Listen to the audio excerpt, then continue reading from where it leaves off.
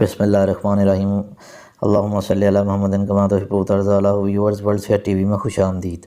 Viewers, میں جو آج آپ کے لیے نسخہ لے کر آیا ہوں وہ گردے اور مثانے کی پتھری کے حوالے سے ہے۔ تو ویورز، میرا نسخہ شروع کرنے سے پہلے میرے چینل کو ضرور سبسکرائب کریں، لائک کریں، بیل کے آئیکن پر کلک کریں، میری ویڈیو کو زیادہ سے زیادہ شیئر کریں۔ تو ویورز، اس نسخے میں جو پہلی چیز استعمال ہو رہی ہے وہ لہسن ہے۔ یہ اس کا مزاج جو ہے وہ گرم تیسرے درجے میں اور خشک جو ہے وہ تیسرے درجے میں ہے۔ مقام پیدائش تقریباً یہ ہر جگہ کاشت ہوتا ہے۔ اندرونی طور پر ریا اور بلغم اور مکوی ہے۔ ریا کو بھی خارج کرتا ہے، کثر ریا ہے۔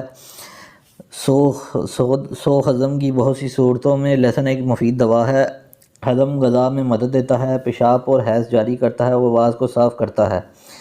بلغمی عصبی امراض، دمہ، وجع المفاصل، فالج اور لکوہ اور ریشہ کو مفید ہے۔ موسم گرما میں بدن کو گرم رکھتا ہے اور صحت کو قائم رکھتا ہے۔ اس کو عام طور پر پرانا دانہ پودینہ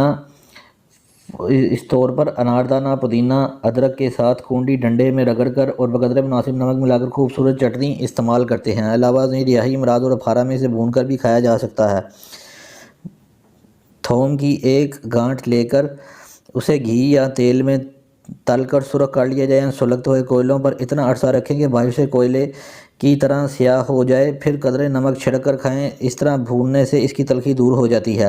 تو ویورز، یہ کولیسٹرول میں بھی فائدہ دیتا ہے اور یہ بی پی کے مریضوں کے لیے بھی بہت فائدہ مند ہے۔ تو ویورز، چلتے ہیں ہم نے نسخے کے دوسرے اجزاء کی طرف۔ ہم نے لے لینا ہے اس میں شہد لے لینا ہے، آپ نے لہسن لے لینا ہے باریک شدہ، کلونجی، ہرمل اور زیرہ سفید آپ نے ہم وزن یہ ساری چیزیں لے لینی ہیں۔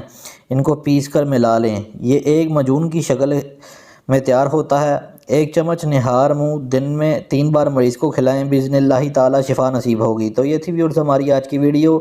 ملتے ہیں آپ سے نیکسٹ ویڈیو کے اندر، تب تک کے لیے السلام علیکم۔